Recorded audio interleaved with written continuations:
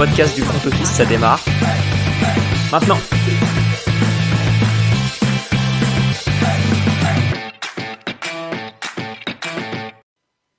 Salut à tous et bienvenue dans un nouvel épisode du Front Office.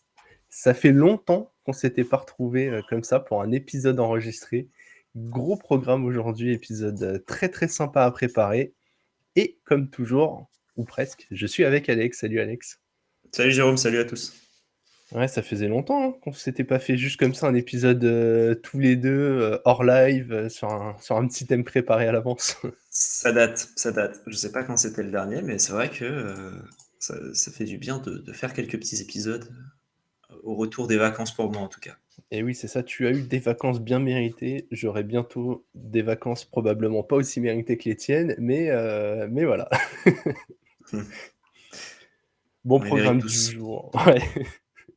Programme du jour plutôt chargé, puisqu'en plus de l'épisode qu'on vous a prévu, du thème qu'on vous a prévu dans cet épisode, il y a quand même un peu d'actu, et on s'est dit que ce serait sympa d'en parler, et notamment tout cet imbroglio contractuel autour des running backs. On était un peu obligé de revenir dessus, puisque au jour où nous sommes, c'est-à-dire le 19 juillet, la deadline est passée pour une prolongation de contrat de Tony Pollard, de Saquon Barkley et de Josh Jacobs. Et parmi ces trois-là, seul Tony Pollard a signé son franchise tag. Donc les deux autres pourraient éventuellement s'asseoir sur le banc. Alex, qu'est-ce que tu penses de tout ça? Il s'asserait même pas sur le banc, il serait en tribune, hein. Ouais, Mais quand je dis sur le banc loin derrière le terrain. le dernier qui a pas signé un contrat longue durée avec un franchise tag, c'était Le'Veon Bell, qui a voulu hold out, hold out, hold out. Derrière, il a signé un contrat avec les Jets et la carrière s'est terminée. Mais pour moi, ils sont un peu dans leur droit, dans le sens où c'est bête, enfin c'est bête entre guillemets, mais tu vois qu'un Devante Parker, il signe un contrat à 33 millions à cette intersaison avec les Patriots, Ouais. tu te demandes pourquoi, et à côté de ça, on veut pas payer.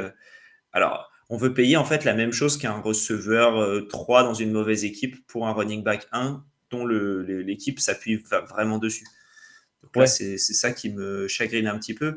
Il y avait des offres pour Saquon Barkley, je crois que c'était 14 ou 12 et il voulait 14 ou 16. Je crois qu'il y avait 2 millions d'écart par an sur ce qui était voulu et ce qui n'a pas été signé du coup. Ça correspond à un changement de la ligue. La ligue était avant une ligue qui courait beaucoup et donc c'était défense, c'était la ligue Ron Rivera, ça défendait et ça courait. Donc forcément les running backs étaient beaucoup plus importants. Aujourd'hui c'est la passe, donc un receveur 3 peut être plus important qu'un running back 1. Ouais, c'est vrai en Euh, plus. c'est C'est triste, terrible, mais mais c'est vrai. c'est triste, mais c'est comme ça. Et on arrive à un point où les kickers deviennent plus importants au niveau salaire quasiment que les running backs. Enfin, on va y arriver, on n'y est pas du tout encore, mais avec les nouveaux contrats qui ont été signés, notamment par Matt Kay, qui n'est pas un contrat catastrophique qu'il a signé. Donc, c'est, on peut se demander, ouais, mais plus personne va vouloir jouer running back. Mais en fait, c'est au moment où plus personne voudra jouer running back que les running backs auront plus de valeur, parce qu'il y en aura moins. Donc, c'est C'est pas mal comme réflexion, hein. On en avait discuté autour du no huddle et c'est vrai que c'est pas un aspect qu'on avait tant souligné que ça. On avait parlé de l'aspect cyclique des différents postes, tu vois, qu'au bout d'un moment, ça reviendrait forcément. Mais ouais, c'est vrai que la rareté entraîne la valeur. Ouais, mais tu vois, tu as parlé des trois, Jacobs, Pollard et Saquon, mais tu as aussi Austin Eckler qui est Ouais, sur un contrat, il me semble pas énorme. Et en fait, s'il était receveur 3 même des Chargers, il toucherait plus. Sachant qu'il pourrait toucher même plus parce qu'il est encore mieux que. Pour moi, c'est un receveur 2 dans cette équipe-là. Et mmh, en fait, lui, il a, au niveau de son contrat, si je vais regarder son petit contrat, tac, tac, tac. Il avait signé sa base cette année, c'est yearly cash 6 millions 2. ouais. On veut pas le prolonger parce qu'il a 29 ans. Euh, Alors Lui, il qu'il mérite sort plus, quoi. de Voilà. il sort de back-to-back saison, où le mec, met 2 Il a TD par sorti. match, quoi. Ouais, voilà, il a 20 Ou pas touchdowns, je crois, sur les 2 dernières ouais, saisons. Donc 40 sur les 2 dernières saisons. C'est monstrueux. Et au final, c'est entre guillemets le septième joueur le mieux payé, enfin, septième joueur, le 14 running back le mieux payé de la ligue.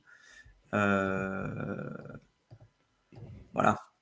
Mais il suffit de voir les cas d'Alvin Cook et Kareem Hunt. Dalvin Cook, l'année dernière, statistiquement, c'est probablement encore un top 15 running back, hein, même Ah si j'ai oui, trouvé que largement. son efficacité a chuté. Kareem Hunt, c'est un bon 1 bis. Et en fait, un mec Bah, comme Dalvin Kareem Cook. Hunt va devoir attendre que Dalvin Cook ait signé un contrat et espérer qu'il y ait soit une blessure quelque part, soit que quelqu'un lui propose un projet sportif tellement intéressant qu'au final, ils se disent: «Vas-y, j'ai envie de jouer» et qu'il revienne. Mais l'équivalent d'un Dalvin Cook au poste de receveur, il aurait un contrat dans la minute à 18 millions par an, quoi. Ouais, bien sûr. Et même quand tu C'est vois du coup, Dalvin Cook, il a été comment euh, il a été cut en plus. C'est-à-dire ouais, qu'il était sous contrat, il a été cut. Kareem Hunt, il n'a pas été signé, il n'a pas été reprolongé par les Browns. Et à côté de ça, il y a 4 jours, il y a Joe Mixon qui a accepté de se faire cutter 4 millions de son salaire par an sur les 2 prochaines années pour pas se faire couper par les Bengals. ouais, Donc, en fait, le mec, même quand même quand il a signé un contrat à 48 millions il y a quelques années, eh ben, on lui change son salaire. Et au final, là, il touche 5 millions 7 sur les 2 prochaines années. Enfin, du coup, 11 millions 5 sur les 2 prochaines années. Alors que je dise par an, peut-être, ce sera peut-être plus simple. Mais voilà, il perd en salaire et il est moins bien payé que des running backs qui moins bons que lui en soi et qui ont moins prouvé dans la ligue. Et c'est toujours ce système de régénération du running back parce que comme ça, il prend moins de coups. mmh. Et j'ai un jeune pendant 3-4 ans. Ensuite, je lui mets un franchise tag s'il est suffisamment bon. Et ensuite, je prends autre chose. Bah, tu as parlé de l'argent, garanti de Mixon, où du coup, il avait pas assez de garantie. Il y avait quand même beaucoup de variables en Ouais. mettant des gros guillemets et et avec notre position, pas encore expert du salary cap, mais très clairement, c'est ce qui l'a bloqué pour la prolongation de Saquon. C'est que lui, il voulait une partie garantie que les Giants n'étaient pas prêts à donner. Ça s'est joué, je crois, dans les négociations à 2 millions. C'est quand même hallucinant que le joueur phare de leur attaque, parce que clairement, l'année dernière, sans Saquon, le ballon n'avance pas, ou pas assez en tout cas pour que les Giants soient dans la course pour faire les playoffs. Ils soient pas capables de faire cet effort, de se dire: «Bon, OK, le mec, il nous apporte quand même beaucoup, il a envie de jouer ici». Et à côté de ça, tu donnes 40 patates à Daniel Jones, hein. C'est pas une attaque contre Ouais. Jones, mais Mais t'as aussi le côté pour faire l'avocat du diable, que en fait, c'est un joueur qui est souvent blessé. Et est-ce que tu as envie de filer mmh, 14 millions sur 3-4 ans ou 16 millions sur 3-4 ans? Est-ce que tu as envie de filer un contrat à 60 millions, on va dire 50-60 millions pour un joueur qui, ça se trouve, l'année prochaine se pète les ligaments croisés et n'est plus jamais le même joueur? ouais, et puis de toute façon, on en avait parlé. N'hésitez pas à réécouter l'épisode qu'on avait fait sur, comment sont constituées les équipes qui gagnent un Super Bowl. Mais très clairement, les Chiefs viennent de gagner avec, Isaiah Pacheco, 7e tour de draft. 24 ans, 7e tour de draft, pas beaucoup de kilométrage dans les jambes. Franchement, il a fait un bon run de playoff. Avant ça, on a eu les Pats avec Sonny Michel qui, je crois, est genre un 4 ou 5e tour de draft, un truc comme ça. Je crois qu'il est pas pris très tôt. En tout cas, c'est sûr que c'est pas un premier tour. Et C'est un premier tour. c'est un premier tour. Oh là là, bon, les choix des Pats sont désastreux. J'ai sûrement voulu effacer l'info de mon esprit. Mais enfin bon, il était encore dans son contrat rookie. Ils ont réussi à gagner le Super Bowl avec lui. Et je pense que des exemples comme ça, on va en avoir de plus en plus de comités de running back où tu vas avoir un rookie ou deux rookies plus un vétéran signé à bas prix, genre un contrat 1 an, 2 millions l'année. Et en fait, maintenant, il va falloir penser, encore une fois, comme on en a parlé pendant notre dernier no-huddle sur le sujet, mais il va falloir penser en fait salary cap réparti sur le comité et plus sur un joueur star avec des backups, quoi. Ouais. Bon, je crois qu'on a fait un bon tour du sujet. DeAndre Hopkins, Hopkins, magnifique. qui a signé chez tes Titans. Bah ouais, écoute, je suis très content. Je comprends pas du tout les critiques sur le contrat, puisque Ah, moi, je suis une critique, mais pas sur le contrat. ok. Du coup, vas-y, je te laisse faire ta critique et je verrai si j'ai une réponse à ça. Ça peut se faire en 3 mots. Pourquoi faire?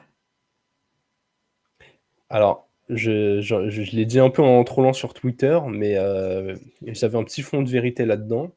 Quand tu vois la division, c'est pas incohérent de se dire que tu peux la gagner, donc t'assurer les playoffs. Ouais.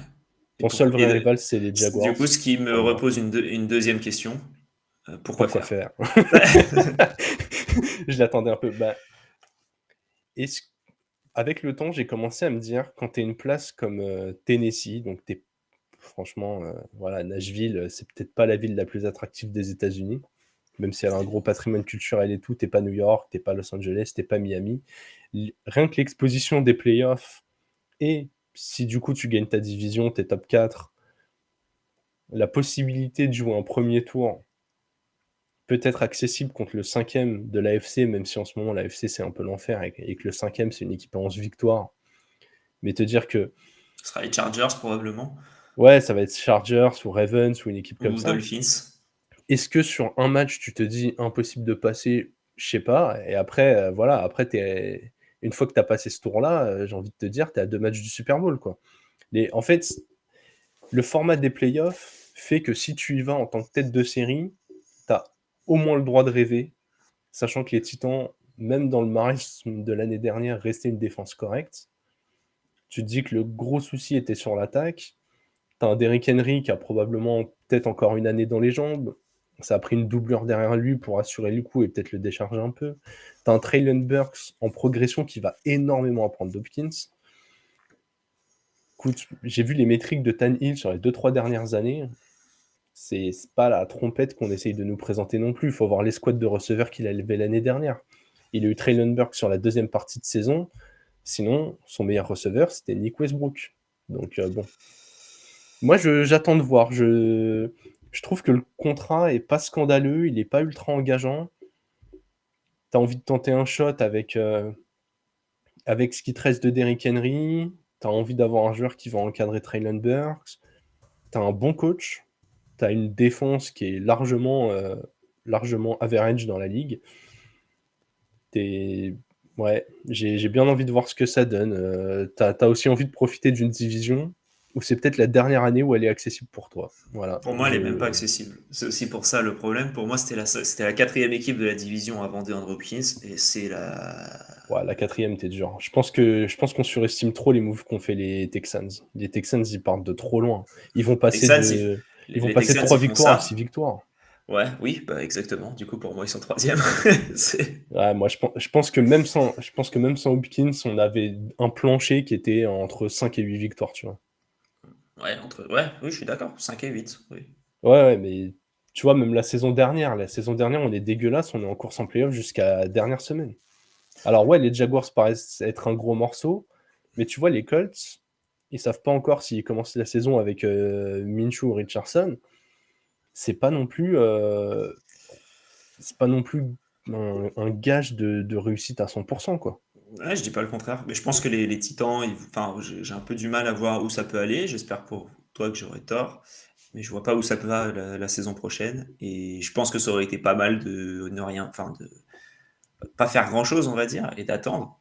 Et Ah, mais moi, mon scénario préféré, c'était une reconstruction. oui, Mais voilà, on est d'accord. je trouve que signer Hopkins après avoir.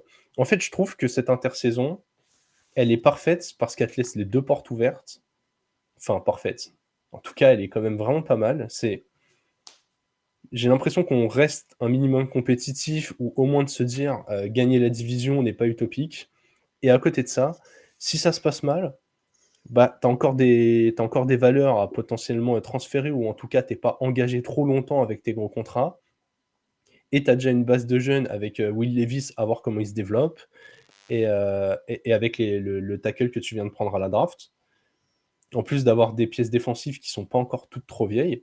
Donc au pire, si ça fonctionne pas, tu as déjà des pièces qui sont là, quoi. Tu as déjà des joueurs sur la O-line, tu as un potentiel QB à voir ce qu'il va donner. On a beaucoup de cornerbacks qui sont jeunes qu'on a drafté les 2-3 dernières années.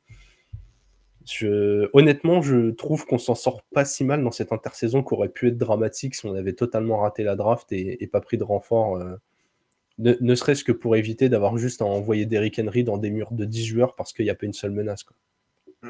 Ouais.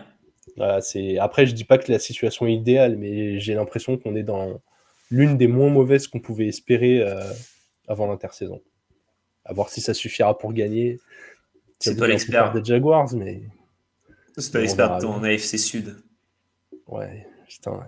Franchement, c'est une division où là, un mec qui vient, il me dit écoute, c'est les Colts qui sont champions, il me donne 3 arguments, je lui dis d'accord. Le lendemain, un mec qui me dit les Texans seront champions parce que je lui dis d'accord.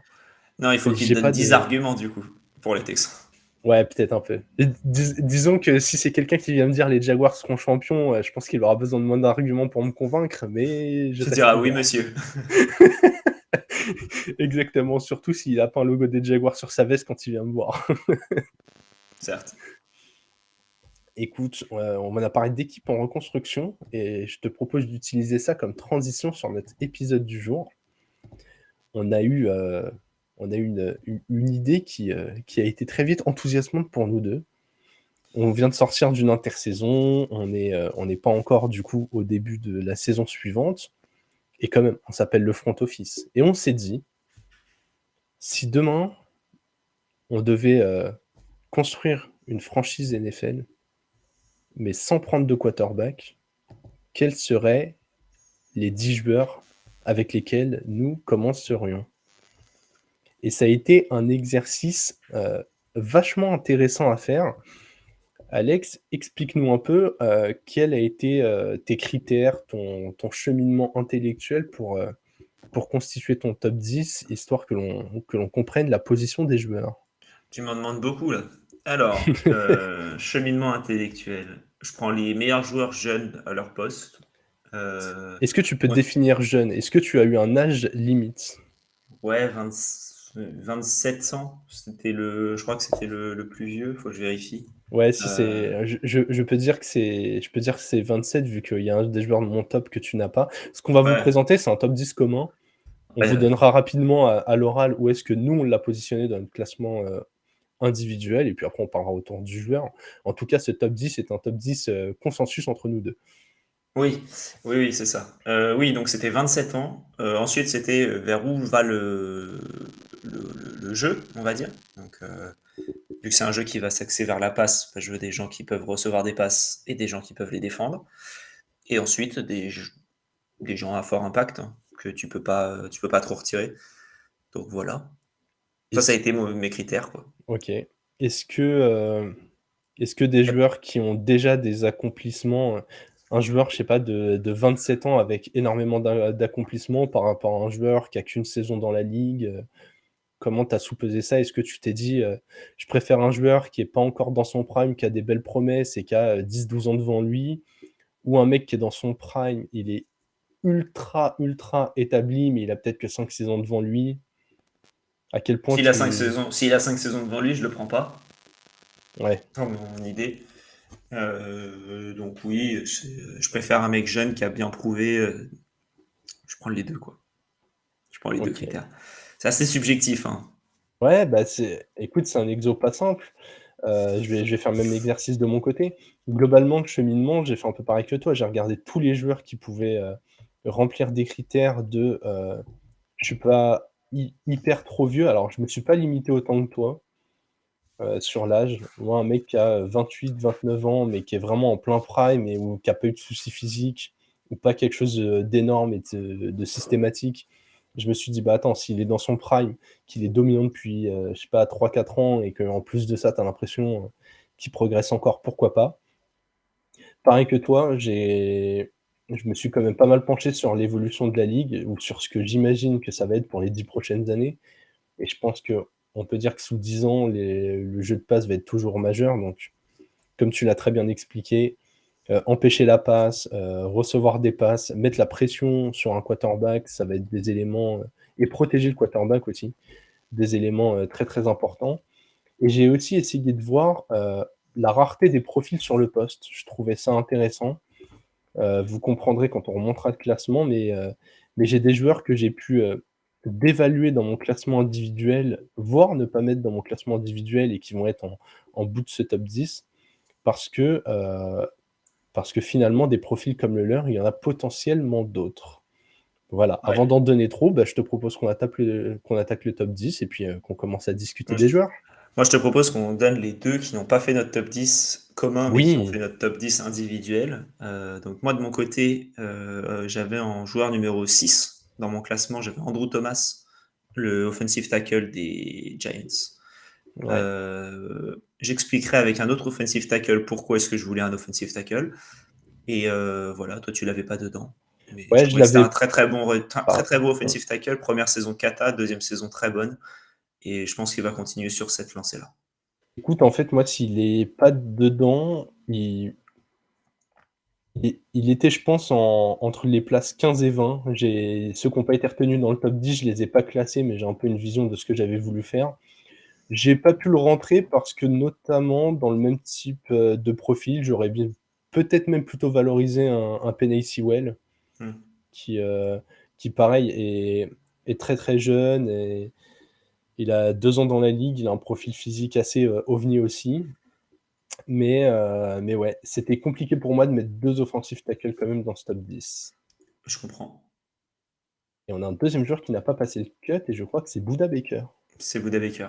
Ça, Ouais, c'est toi qui l'avais, pas moi. exactement, que j'avais en numéro 9 dans mon classement, donc quand même en bout de top 10, mais que je voulais valoriser parce que déjà un safety comme lui, qui a une habilité à faire des gros jeux, je trouve ça hyper intéressant, dans cette ligue où réussir des grosses actions peut être ultra décisif.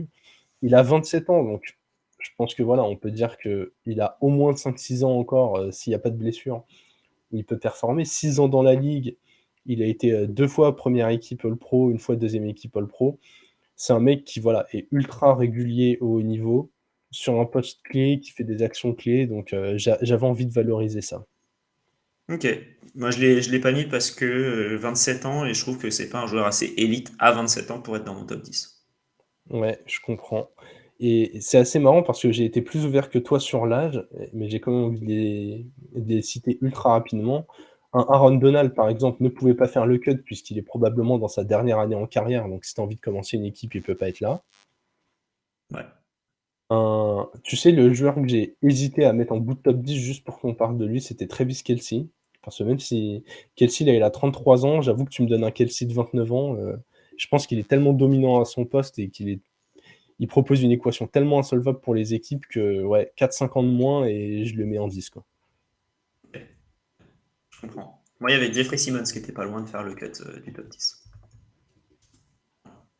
Et je l'ai même pas envisagé dans mon top 20, je pense. Parce qu'il a 25 ans donc, et qu'il est bon. Ouais, Et vous vous que... vous allez voir que le critère, âge, pardon, a plus d'importance, chez Alex que chez moi, je pense, même si, tous les joueurs de mon top étaient Non, bah, un defensive tackle de 25 ans et qui est bon, ouais, c'est voilà, ça c'est peut pas toujours horrible, quoi. servir, hein. Voilà. Allez. Le numéro 10, monsieur Ja'Marr Chase. D'abord, important de signaler à quelle place est-ce qu'il était, dans ton Il était, classement? il était septième chez moi et chez toi, il n'y était pas Oui et dans donc ton classement. et donc parmi ceux qui n'étaient que dans un des 2 classements, il était celui qui avait été le mieux classé. Ouais, Deuxième après le prochain. Mais oui, c'est effectivement ça. Moi, j'ai mis Jamar Chase parce que dans une ligue qui est axée pas sur la passe, je pense qu'il faut un receveur exceptionnel comme lui. Et si je peux pas avoir un QB, je préfère avoir un mec qui peut au moins recevoir des ballons et des saucisses d'un QB, même moyen. Et lui, il est capable de ça. Il peut te mettre un touchdown de 80 yards tranquillou, en courant un peu partout. C'est le mec qui peut t'apporter 6 points ultra facilement, qui peut t'approcher proche de la ligne pour un field goal si tu as besoin en fin de match. Et je pense que c'est une menace double qui n'est pas encore assez utilisée, mais le jour où on peut le voir en mode Deebo Samuel, je pense qu'il sera exceptionnel aussi. Et je serais pas surpris de voir un peu comme ça cette année. Donc voilà. moi j'ai 2 éléments. Lui, il était dans ma playlist et du coup, il était clairement top 15, mais j'ai pas pu le rentrer dans le top 10. Il y a d'un côté le fait qu'il ait déjà eu quelques petites blessures, alors rien de grave, mais j'ai essayé sur un poste comme le sien, qui comment dire? Qui est quand même un poil dépendant du quarterback d'aller chercher uniquement l'élite et surtout j'ai parlé de rareté de profil. En fait, j'ai vu que dans la ligue des receveurs très jeunes, genre Garrett Wilson, Amon-Ra St. Brown, Chris Olave, Jackson Smith-Njigba, en fait, des top receveurs, je pense que quand tu construis une équipe, tu peux en avoir plus loin. Et du coup, si vous vous doutez que s'il y a Ja'Marr Chase en 10, il y aura probablement Justin Jefferson plus haut. En fait, il est pas assez rare, pas en tout cas pas encore à mes yeux, pour pouvoir rentrer dans les 10. Voilà, c'est juste ça qui l'a fait sortir des 10. Ok, moi je comprends. Je suis pas d'accord, mais je comprends. Tu le vois plus près, genre l'écart entre lui et Justin Jefferson est pour toi plus petit que genre entre Chase et les 5 joueurs que j'ai cités. Ah oui. Ok. Ah oui. Ok, moi je pense qu'en année 2 pour certains ou en année 3 pour d'autres, on va se rendre compte que c'est peut-être pas vrai. On verra. Mais, Mais pour mais l'instant, oui, aujourd'hui, pour moi, c'est loin devant. ok. Et t'as un mec qui est prouvé, en fait. T'as pas besoin Oui, de. Parce que oui, ok, Garrett Wilson, c'est sympa, Amon-Ra St. Brown, c'est sympa, mais bon, est-ce que ça. Pour moi, ça vaut pas un Ja'Marr Chase. Et même dans les processus pré-draft, quand il y avait Ja'Marr Chase, c'était super haut et il a prouvé pour l'instant que c'était le cas, quoi. ok. Mais tu vois, j'ai tellement l'impression qu'il y a des receveurs monstrueux qui tombent tous les ans. Genre là, 2024, tu vas avoir. Tu sais que j'ai hésité à citer des joueurs qui n'avaient même pas joué une seule minute Genre en Marvin NFL. Williams. Voilà, genre typiquement, t'as l'impression que le gars, genre un receveur top 3 de la draft, tu te dis, le mec, c'est forcément un ovni de malade mental, quoi. Ouais, on l'a pas vu. Ouais, mais c'est ça. C'est aussi pour On ça va, que j'ai pas mis de. on va peut-être regarder l'année prochaine, je crois que c'est USC. Euh, Parce qu'il y a Marvin Harrison, pardon. Marvin Harrison. Le receveur, c'est Marvin Harrison et comment? Et je sais plus qui d'autre. C'est Marvin Harrison et Caleb Williams qui sont dans la même équipe. C'est Ohio State. Ouais, il faudra regarder un peu tout ça, mais désolé, les équipes du trick play, on n'est pas encore au top.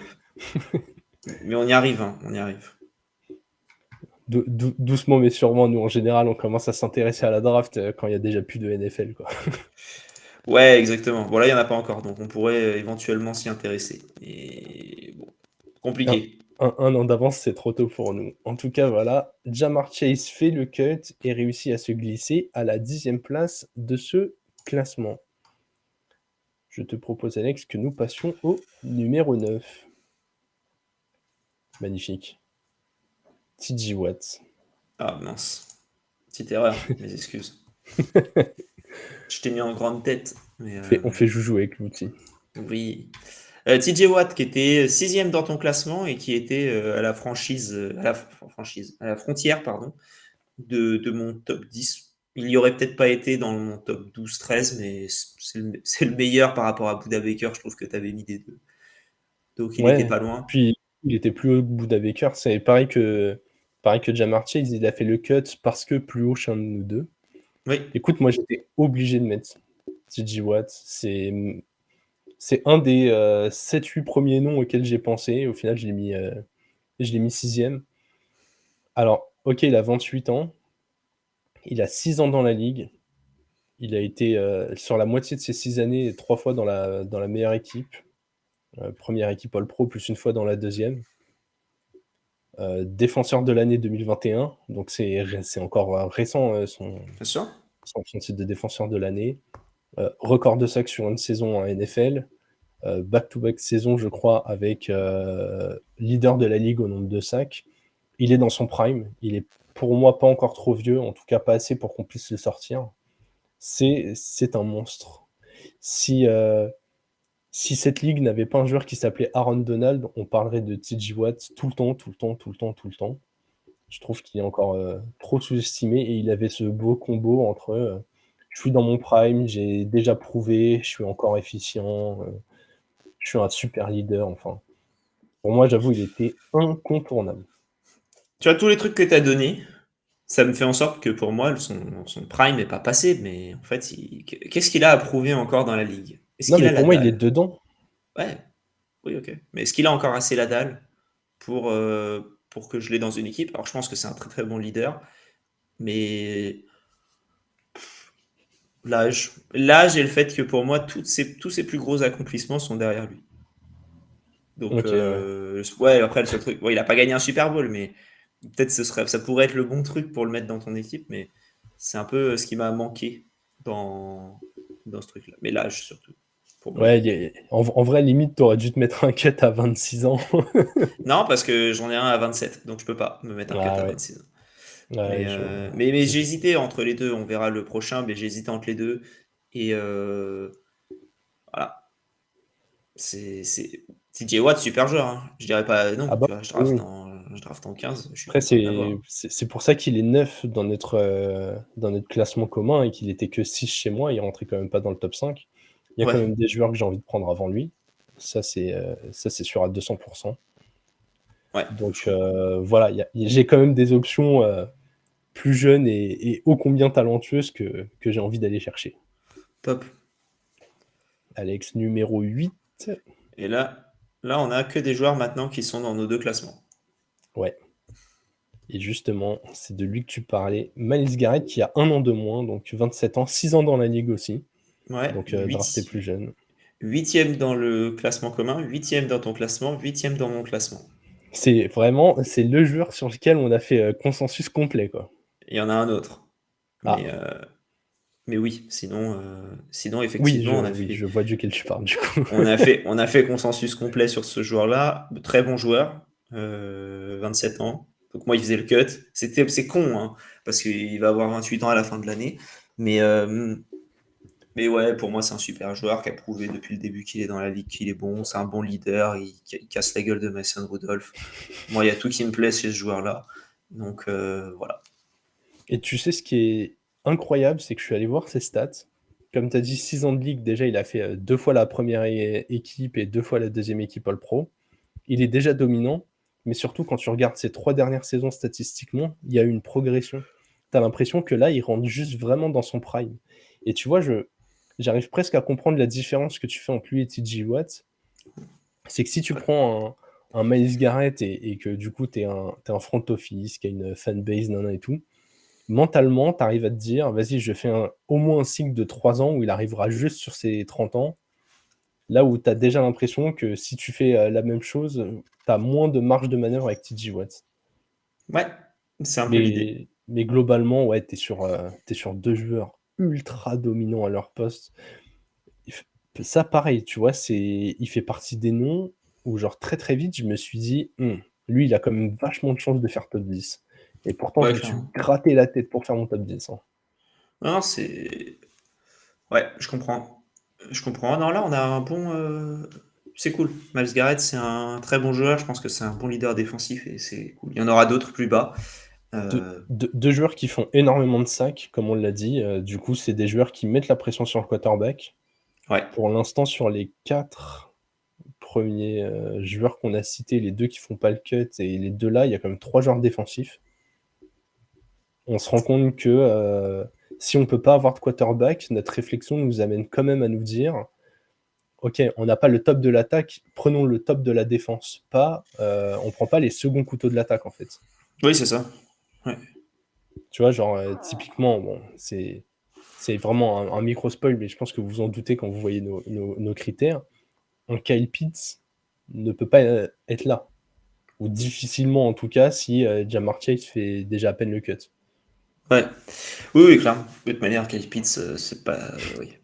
Non, mais tu vois, tu as un peu ce combo de même s'il n'est pas au bon endroit, j'ai potentiellement un top receveur. Tu sais, selon son évolution, si tu le mets avec Mahomes, ça se trouve, en fait, tu as juste Travis Kelce avec 10 ans de moins, tu vois. Oui, oui, Peut-être. oui, oui, peut-être. Mais, euh, mais on ne sait pas encore. Allez, Ça sera numéro jamais. 7. Et Bah, c'est je vais. Tristan Wirfs, l'offensive tackle des Buccaneers. Ouais. Un peu dans la même lignée que ce que je disais sur Andrew Thomas. Alors moi, je l'ai en 5 dans mon classement et toi, Jérôme, tu l'as en 10, donc il a fait tout juste le cut de Ouais. ton côté. Pour moi, c'est un des meilleurs protecteurs de passe de la ligue dans un objectif de lancer de plus en plus. Alors certes, il était aidé par Brady qui n'aime pas garder la balle trop longtemps, donc voilà, mais il n'y a quasiment aucune pression qui a été laissée passer par Tristan Wirfs la saison dernière. Donc Eh bien, c'est j'ai le chiffre. Il en a laissé pas passer. 6. Non, il en a laissé passer une seule. Ouais, Et en ouais. tout cas, il a un seul sac concédé qui vient de lui. et pas de n'importe qui, puisque le joueur qui l'a réalisé est Khalil Mack, donc loin d'être le pire des défenseurs. Ouais. Donc très clairement, c'est un mur. Voilà, c'est un mur dans une ligue qui doit passer beaucoup et laisser du temps pour tout le monde de se démarquer, de choisir la meilleure option. C'est une valve de sûreté, on va dire. Et ouais, pour moi, c'est le offensive tackle que je voudrais dans mon équipe. J'ai 4 joueurs au-dessus de lui qui sont voilà, pour d'autres raisons. Mais et encore, quand je regarde mon classement, il pourrait être un peu plus haut du coup. Et enfin, pas Je beaucoup, hein. tu sais que je me dis la même chose, pareil, pas beaucoup, mais tu vois, il pourrait, passer de quand je réfléchis un peu, je me dis: «OK, en fait, je l'ai mis 10, mais partout dans le range entre 6 et 10, il est acceptable, quoi». Ouais, voilà. Non, mais c'est un super joueur, donc voilà. Ouais, non, mais tu as tout dit. Écoute, 24 ans, 3 saisons dans la ligue, il a déjà fait, 2 fois les équipes All-Pro, une fois la première, une fois la deuxième. Et surtout, élément ultra important, tu l'as cité pour TJ Watt, mais on parle d'un mec qui a déjà gagné un Super Bowl. Avoir déjà cette expérience de jouer au haut niveau quand tu as 24 ans, d'avoir déjà connu ce qu'était la victoire, c'est un apport énorme pour un effectif. Ouais. Donc Oui, c'est rien sûr. rien que pour ça, c'est aussi pour ça que j'ai voulu le valoriser par rapport aux autres, offensive tackles. Comme tu l'as dit, il avait la dure mission de protéger Brady. En termes de pression, on peut difficilement faire pire, et en fait, il fait son travail à la perfection depuis qu'il est dans la ligue. Ouais. Donc voilà, tu sais quoi? Je trouve que dans le classement commun là, 7e position, ça lui va bien. Ouais, moi, il y a 2 ouais. Oui, ça va, ça va. Ça va, ça va. Tu veux passer au suivant? Ouais, je pense qu'on Parce qu'on peut, est assez d'accord là-dessus, peut-être un peu moins sur les suivants. ouais, va y avoir quelques gros écarts, ouais. Minkah Fitzpatrick, le safety des Steelers que tu avais en 9 et tu neuf avais en 4. et que j'avais en 4, ouais. J'avais en 4, j'ai même hésité à le monter sur le podium tellement que, ce joueur est incroyable. Déjà, il a 26 ans, il est qu'au tout début de son prime, 5 ans dans la ligue, donc il a assez d'expérience pour déjà bien maîtriser tous les rouages en restant encore jeune. Bien sûr, sur ces 5 années, il a fait 3 fois la première équipe All-Pro, donc reconnu comme vraiment l'élite de son poste. En 2022, il menait la ligue à égalité aux interceptions. C'est le joueur, tous les ans, il fait son paquet d'interceptions, il en retourne pour des TD, il réussit des sacs, vraiment, ce mec-là, j'ai l'impression que sa valeur en tant que joueur, elle est même sous-estimée. Je je l'ai mis 4e. Vraiment, c'est parce qu'au-dessus, il y a des monstres qui va pas plus haut, mais si demain tu me dis: «Construis une équipe, et on m'enlève les mecs que j'ai mis au-dessus», je suis ultra heureux de le prendre. Genre, je suis un GM, je peux le prendre en 1 sans problème. Je l'ai mis en 4, mais très clairement, partout entre 1 et 5, il était totalement valable pour moi, et j'avoue que je suis surpris qu'en tant que en plus aussi ancien Dolphins, il était, un peu plus bas chez toi. Même Bah s'il est oui, oui. Oui, oui, et il a été tradé pour un premier tour, ça m'a cassé les couilles, je veux plus le voir. Non, non, le mec est très bon. C'est un super joueur. Moi, c'est la position qui a fait en sorte que ce soit pas plus haut dans mon classement. Je trouve OK. que corner et bon, on verra au prochain, mais dans la ligne défensive, offensive, corner, receveur, pour moi, c'était un peu au-dessus à ce niveau-là. Donc, mais sinon, pour moi, c'est un des meilleurs safety aujourd'hui, hein. Donc, Ah, moi, il était dans mon, je pense il même que était, c'est le meilleur, ouais, après, oui, voilà, c'est ce voilà. serait d'autres classements de classer juste les postes sans considération d'âge et Mais tu d'historique vois, de quand je vois que tu mets Bouda Baker et Fitzpatrick dans ton classement, ça m'étonne un peu parce que pour moi, Fitzpatrick, il est à des années-lumière. Et si j'ai besoin d'un safety, je prends Fitzpatrick sans souci, quoi. Ah Mais oui, bah, c'est aussi pour ça que Buda oui, Baker, c'est pour ça qu'il est en 9 et l'autre est en 4. Oui. il est beaucoup plus bas, ouais, et j'avais hésité entre Buda Baker et Derwin James, pour être totalement, transparent. J'ai pensé à Derwin James aussi, mais du coup, il pouvait pas rentrer dans mon top 10 au vu de Fitzpatrick en 9, quoi. Ouais, Et oui, Derwin James, très bon joueur. mais trop de blessures, Derwin James. C'est pour Ouais, ça que moi, j'ai préféré Buda Baker qui est, qui est un qui est peu en plus fait safe. ultra égal, quoi, ouais. Ok. Non, mais oui, mais sinon, non, non, super joueur, Fitzpatrick. On s'est fait voler par les Steelers quand on l'a perdu pour un premier tour qu'on a transformé en Austin Jackson, le offensive tackle, qu'au final donne pas grand-chose. Euh, alors qu'on aurait pu avoir un super safety. Donc c'est ouais, un peu con. Après, est-ce qu'il serait devenu aussi bon sans les Steelers? Je sais pas. Oh, il était déjà hallucinant chez les Dolphins, je trouve. Ah oui, non, mais il était excellent. Mais Il est-ce qu'il était, était il il était était pas en à ce fait, niveau-là, quoi. ouais, mais ouais, je vois ce que tu veux dire. Est-ce que c'est le système qui l'a fait évoluer ou... Ouais. Sachant que là, je crois que son coach défensif, c'est Brian Flores, donc en fait, celui qui était son head coach chez les Dolphins. Donc j'ai quand même envie de croire que, tu vois, que ça aurait pu faire le boulot. Ouais. Je veux pas te mettre le seum, mais je tiens à souligner ça. Tu peux. Next. Allez, numéro 5. Ah. Alors ça, là, je pense qu'on arrive sur le premier énorme débat. Ah bah oui. Il tombe... Oui. Alors, qu'on vous explique, il tombe numéro 5 dans le classement consensus. Il est 3e chez moi. Et je crois qu'il n'est que 10e chez toi.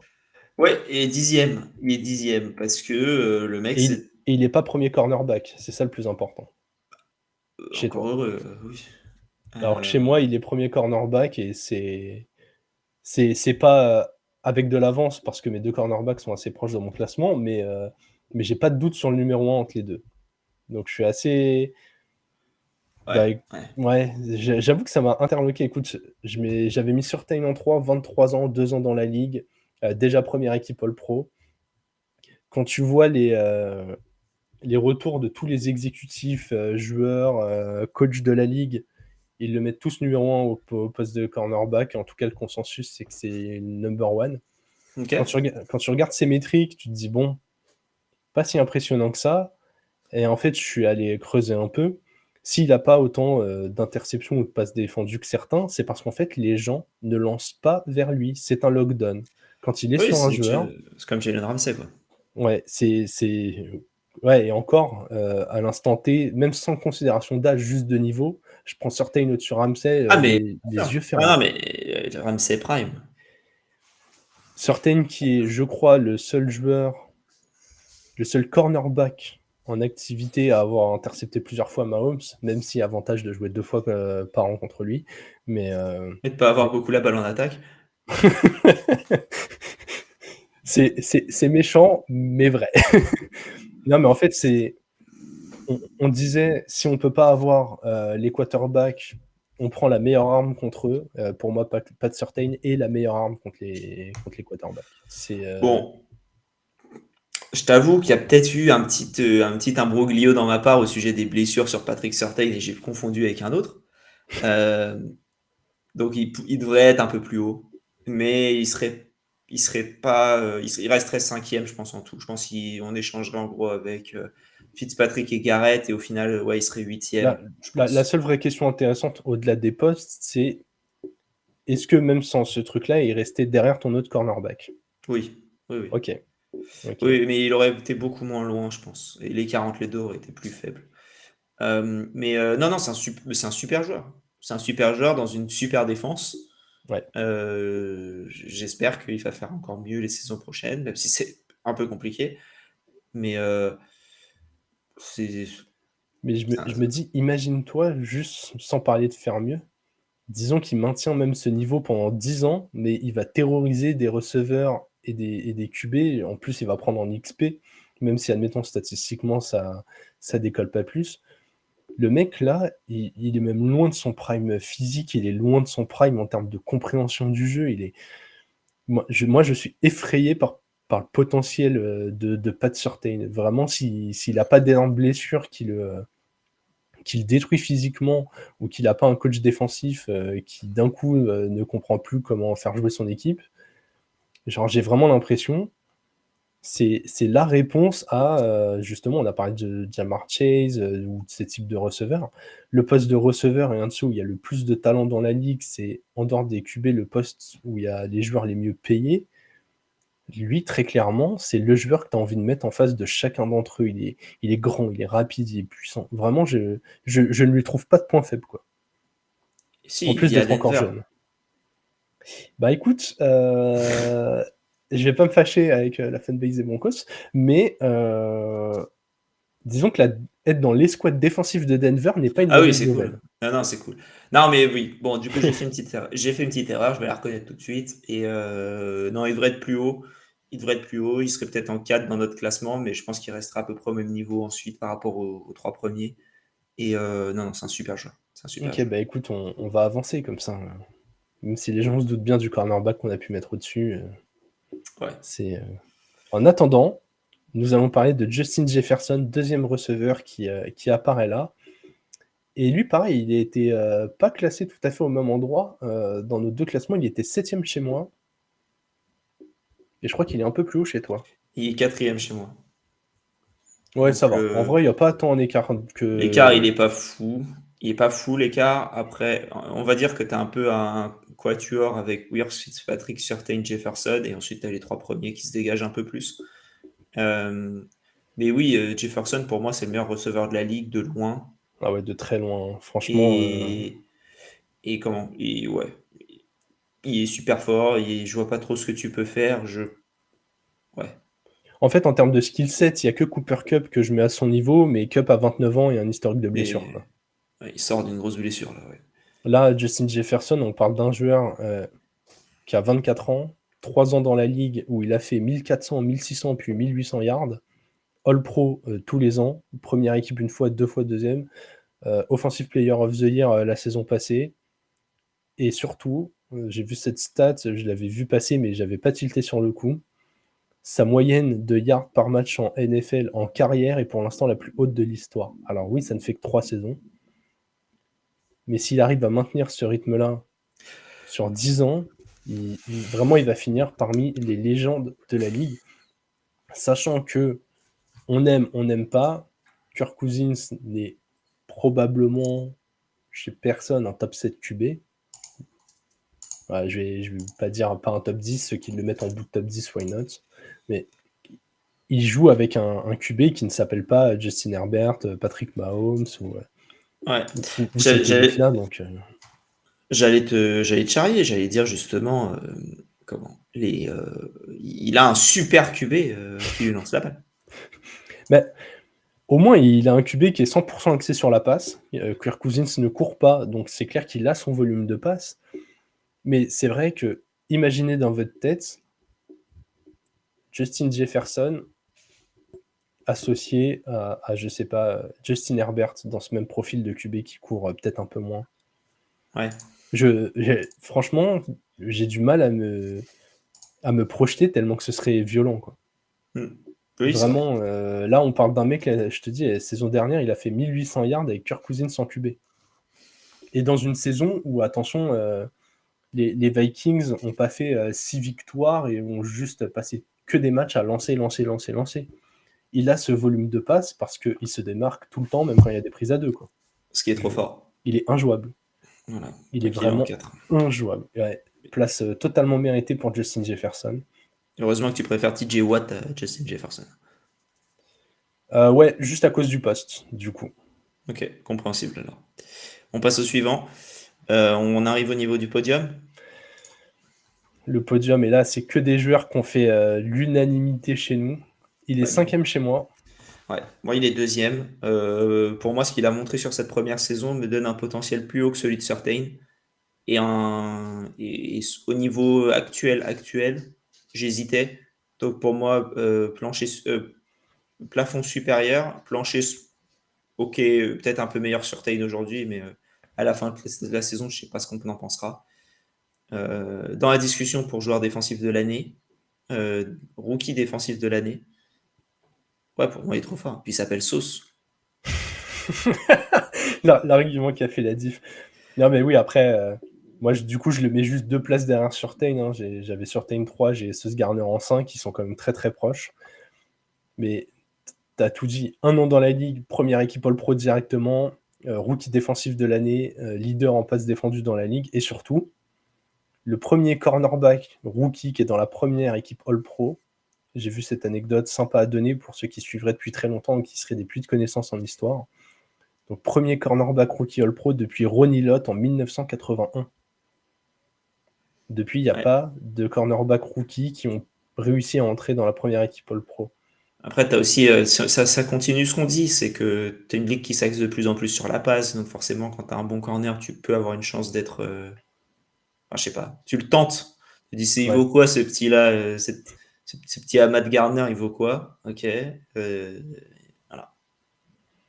Ouais, non, mais c'est clair, j'ai mis Surtain devant juste parce que du coup, Surtain, j'ai vu l'évolution année 1, année 2 et je me suis dit, ok. Et du coup, j'ai envie de voir l'année 2 de Garner, sachant que du coup, ça leur fait pas un écart d'âge monstrueux, hein. Ils ont qu'un an d'écart, hein. Donc bon, je pense qu'on est.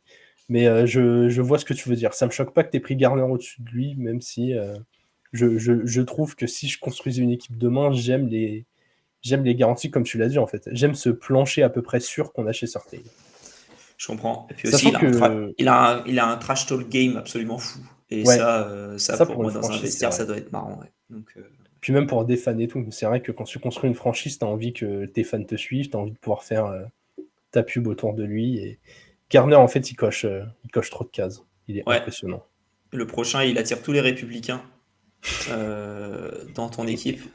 Notre numéro 2, c'est Nick Bossa. C'est la meilleure intro qu'on a fait pour un joueur.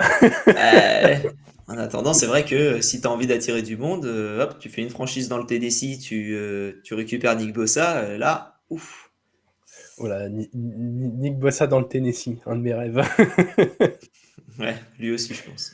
Je suis à peu près sûr de ça, ouais. On verra lors de sa prochaine free agency. Ouais, bah Nick Bossa, toi, donc il est en deux pour. Il est en Ouais, il deux est en 2 chez moi. Ouais, il est en deux chez toi, il est en trois chez moi. C'était kiff-kiff Lockdown avec podium. Sauce Gardner. Ouais, Pardon? franchement, c'est un lockdown sur le podium. Ah oui. Que ce soit toi ou moi, et je pense que beaucoup de gens ne peuvent pas mettre Nick Bossa comme ça. Je pense que chez tout le monde, s'il n'est pas top 5, j'ai envie de dire, revoyez un petit poil votre conception du football ou de l'avenir de la NFL, parce que ce mec-là, c'est un défenseur trop dangereux, en fait. Le Ouais, il est gars, au-dessus. 4 ans dans la ligue, on parle d'un mec, il a été, sur son année rookie, défenseur de l'année. 4 ans plus tard, il est défenseur de l'année. En fait, sur son contrat rookie, il a évolué de je suis rookie défensif à juste je suis défenseur de l'année. Il a 25 ans, donc il a encore plein de belles années devant lui. Il est dans son prime avec encore un potentiel de compréhension et d'évolution. Genre, franchement, s'il n'y avait pas un numéro 1 qui était évident pour nous deux, c'est le profil parfait pour construire une équipe, en fait. Ouais. Ah oui, non, mais il est incroyable. Pour moi, c'est le meilleur joueur à son poste. Oui, oui, oui, c'est le Ouais, il y meilleur a joueur des à mecs son qui sont poste. tellement polyvalents de jouer partout qu'on va dire Mm. sur son poste spécifique, ouais, je le mets numéro 1 Sur aussi. defensive end, pour moi, c'est le meilleur joueur à son poste. C'est un des meilleurs joueurs jeunes de la ligue et un des meilleurs joueurs défensifs de la ligue, en fait. Donc, ça fait un peu beaucoup. En plus de ça, quand tu crées une franchise, si tu as une free agency derrière, il peut ramener son frère Joey Bossa, qui est aussi un super joueur, qui a 28 ans. Donc, pour moi, il me sert à rien, mais bon, ça peut toujours servir pour quelqu'un d'autre. C'est la Euh, caution vétéran. Ah ouais, c'est mid-level vétéran. Et, euh, et du coup, ouais, non, non, c'est un super joueur et il y a pas énormément à dire sur lui. C'est sûr que si tu peux l'avoir dans une équipe, tu le prends. Les Niners, ils ont réussi à faire un truc incroyable, c'est d'être bon quasi toutes les années, d'être mauvais une année. Et ça a été l'année où ils ont pu récupérer Nick Bossa au premier tour. Quel plan. Donc, ouais, fabuleux. Fabuleux. Surtout, ouais, enfin, Nick Bossa, je sais plus quand il est sorti et ce qui est sorti devant lui. Mais il est sorti deuxième de la draft 2019. Et la draft 2019, c'était Kyler Murray. En vrai, ça va. Ça va, ça va. Pas choquant. Bon, la Murray est blessé, Mais il y a une petite vague de hits sur lui, mais c'est pas choquant qu'un. une super année, hein, parce que purée, derrière lui, il y a eu Quinnen Williams, Devin White, Josh Allen des Jaguars, Trois joueurs qui étaient Devin dans Bush. les 3 joueurs que tu as cités derrière lui, Ouais, 3 joueurs qui étaient dans ma playlist. ouais. Brian Burns, Jeffrey Simmons. Ah ouais, oh, le top 8 sans erreur. Genre, les mecs, ils ont fait un perfect. Non, non, non, c'est pas un top Ah oui, 8, hein, pardon, j'ai cru j'ai que tu pris des donnais. joueurs. Ok. Non, non, il y a Clelin Ferrell en 4 hein, et Daniel Jones en 6. Ouais, Daniel Jones en 6 avec son poste, ça me choque pas. Ouais, Clelin Ferrell est très Clelin clairement le Ferrell, tir raté c'est. de la bande là, hein. Ça me fait penser à ce même où t'as un clown au milieu des militaires là. Oui. Ou les trois dragons, là. Oui, avec le dragon mal dessiné qui louche à moitié et qui fait pas peur du tout. Voilà. C'est exactement. Donc, ouais, bon, après, ça reste un joueur correct, mais bon, 4, c'était surprenant pour tout le monde à ce moment-là. En tout Euh, cas, Nick mais Bossa. oui, Bossa, trop fort. Et on va passer au numéro 1 du coup. Ouais, et alors lui, c'est le premier nom que j'ai mis en haut de ma liste. Je me suis gratté la tête 2 Ouais, secondes en réfléchissant. Et après, je me suis dit, non, c'est c'est lui que je prends, hein. quand même, hein, c'est Noah Igbegboni des Dolphins. Albert Okwuegbunam. Non, Micah Voilà. Parsons, forcément. Enfin, forcément. N'hésitez pas à nous dire. Ça, on sait que les classements, en général, vous qui suivez la NFL, vous aimez ça. N'hésitez pas à donner votre top 10. Mais on ne s'est pas concerté avec Alex pour faire nos top 10. On a tous les deux mis Micah Parsons en 1. Je sais même pas quoi dire, tellement pour moi, c'est incontestable que c'est le joueur que tu as envie de mettre tout en haut. Bah moi, il y a un truc que je dirais, c'est que les Niners en 2011, Ouais. ils montent de 12 à 3 en passant par... Non, ils montent de 12 à 3 pour aller récupérer le pick, pour aller récupérer le pick 3 et prendre Trey Lance. Et en 12, c'est Micah Parsons qui est sorti. Ça fait mal au cœur. Bah, tu te dis que tu aurais pu avoir les deux dans la même équipe. Et là, bon, Je me rappelle très bien de cette draft en 2021 où, quand on a vu Parsons tomber en dehors du top 10, et on n'est pas expert draft, hein, on s'est dit, mais quel vol de la part des Cowboys. on s'est dit que que c'était bien, mais en même temps, ce qui sort avant avec les promesses et tout, c'est pas une mauvaise draft. T'as Lawrence, Wilson, alors Ouais, Wilson, bon, ok, Lance, ok, Pitts, Chase, Waddle, Penei Sewell, JC Horn, Patrick Surtain, Devonta Smith, Justin Fields et Micah Parsons ensuite. ouais, en fait, c'est. C'était le top 12 en fait, mais n'importe qui avant aurait pu prendre Micah Parsons, ça aurait pas été choquant du tout. Hmm. Pour moi, il aurait pu être pris à partir de 2. Mais c'était un peu la jurisprudence Isaiah Simmons, je crois, Oui, chez qui avait été les. pris l'année Ouais. qui avait été pris l'année d'avant en 8 chez les Cardinals, qui avait après le même profil de linebacker qui peut faire ce que tu veux. Et bon, est-ce que ça vaut le coup? On ne sait pas, on ne sait pas, on ne sait pas. Et Ouais, voilà. qui n'avait Donc, pas été c'est un peu. un succès total, ouais. Ouais, je pense que c'est à cause de pas pour les Cowboys du coup, mais à cause de Isaiah Simmons qu'il est tombé, Quand même, à mon avis. pour vous donner le profil, hein, on parle d'un joueur de 24 ans, 2 saisons dans la ligue, 2 fois première équipe All-Pro. Il a été rookie défensif de l'année, deuxième année, il est dans le finaliste pour défenseur de l'année. Et très clairement, je sais pas comment dire ça, parce que je pense que Nick Bossa mérite son titre, mais si Micah Parsons là, c'est pas choquant avec son Non. profil et ce qu'il est capable de donner. Ouais, on parle d'un mec qui était fort dès son année rookie, qui en année sophomore confirme tout ce qu'on a vu, mais très clairement, il dit, moi je suis déjà dans la cour des grands, je suis pas juste un petit jeune. Et en plus de ça, il est ultra polyvalent. Allez voir la répartition de ses snaps joués, mais il joue un peu partout dans la défense, déjà dans le front seven, mais même parfois il a été utilisé dans le backfield. Il est tellement mobile, rapide, il a de la détente, il est explosif. Vraiment, c'est le joueur autour duquel tu as envie de construire une défense parce qu'il t'ouvre trop de possibilités. Vraiment, Ouais. c'est ce côté-là. Tu as un joueur qui est monstrueux, qui est un linebacker d'exception, mais même si autour de lui, tu n'arrivais pas à trouver les meilleurs profils, et bah, tu as toujours un moyen de bricoler et de le mettre dans une position où en fait il va briller. Et rien que pour ça, ce combo, je suis encore jeune, j'ai déjà énormément de talent. Et ouais, c'est ça en fait. Tu vois, il arrive déjà quasiment à des accomplissements proches de ceux d'un Bossa, d'un Garrett, d'un Watts, tout en ayant un âge à peine plus élevé qu'un Garner, qu'un Surtain. En fait, il mélange ce combo âge, déjà accomplissement, et là, il va entrer en année 3. Tu as l'impression que c'est déjà le début de son prime, et qu'en fait, on va avoir 7 ans de ce prime, quoi. C'est ça. C'est monstrueux. C'est un super joueur et ouais, c'est trop fort. Trop fort. Donc voilà, Trop fort. consensus numéro 1 pour nous. Si demain on doit construire une équipe et qu'on n'a pas le droit au quarterback, nous sélectionnons Micah Parsons. C'est bien ça. Écoute, franchement, cet exercice était vraiment bien sympa à faire. N'hésitez pas à le faire vous aussi de votre côté. N'hésitez pas à réagir à l'épisode, que ce soit sur YouTube, sur Twitter.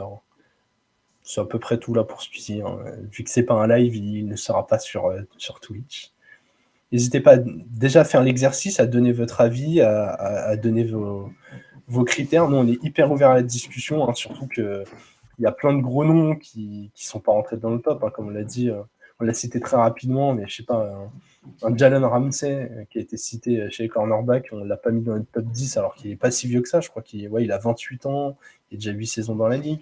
On n'a pas mis dans les joueurs plus jeunes, on n'a pas mis un Max Crosby qui est hallucinant.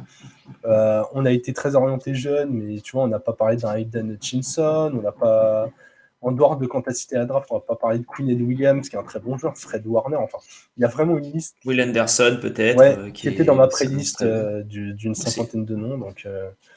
Donc voilà, n'hésitez pas à faire ce classement et du coup à venir nous insulter en dessous, le front office, parce que forcément, Partout. Partout, ouais, sur tous les réseaux. Forcément, quand on parle de classement, on sait qu'on fâche certaines personnes. Allez. C'est pas le but. Exactement, voilà. Nous, on est là pour foutre la merde pendant les vacances. C'est ça. On va se laisser ici, Alex. Du coup, les no-huddle, je le rappelle qu'ils seront découpés, mis en ligne aussi en podcast.